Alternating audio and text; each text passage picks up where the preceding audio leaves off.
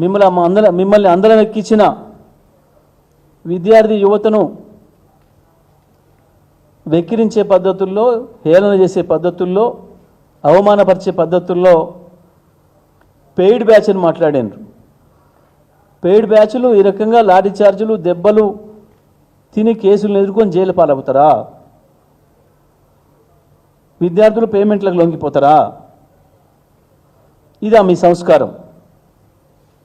ముఖ్యమంత్రి మంత్రుల సంస్కారం గిదా? విద్యార్థుల గురించి మాట్లాడేటప్పుడు, విద్యార్థుల గురించి ప్రస్తావించేటప్పుడు మీరు మాట్లాడే మాటలు గివే. నిజమే, పెయిడ్ బ్యాచ్ ఎవరు? మీరు. ముఖ్యమంత్రి, మంత్రులు. మీరు పెయిడ్ బ్యాచ్ అనే విషయాన్ని మీరే బహిరంగంగా చెప్పుకున్నారు 100 సార్లు. రేవంత్ రెడ్డి పిసిసి పదవి మొదలైంది పేమెంట్తోనే వచ్చింది అనే విషయాన్ని మీ దాంట్లో ఉన్న ఎమ్మెల్యేలే మాట్లాడిండ్రు ఆనాడు.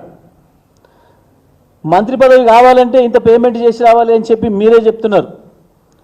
మంత్రి పదవి రావాలంటే మూట తీసుకొని ఢిల్లీ పోవాలనే మాట మీరే చెప్తున్నారు. పేమెంట్లు ఇచ్చి సీట్లు తెచ్చుకున్నది మీరు, పేమెంట్లు ఇచ్చి మంత్రి పదవులు తెచ్చుకున్నది మీరు. మళ్ళీ ప్రజలకి ఇవ్వాల్సి వస్తే పేమెంట్ తీసుకొని ఇస్తున్నది మీరు.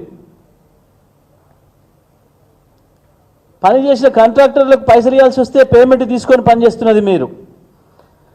పేమెంట్ ఇచ్చి తెచ్చుకోవడం, పేమెంట్ తీసుకొని ఇవ్వడం అనేది మీకు మాత్రమే అలవాటు. పేమెంట్ మీద ఏదైనా పేటెంట్ ఉంది అంటే అది మీకు మాత్రమే ఉంది, కాంగ్రెస్ పార్టీకి మాత్రమే ఉంది, కాంగ్రెస్ పార్టీ ముఖ్యమంత్రికి, మంత్రులకు మాత్రమే ఉంది తప్ప పేమెంట్ మీద పేటెంట్ మీది మాత్రమే తప్ప విద్యార్థులది కాదు.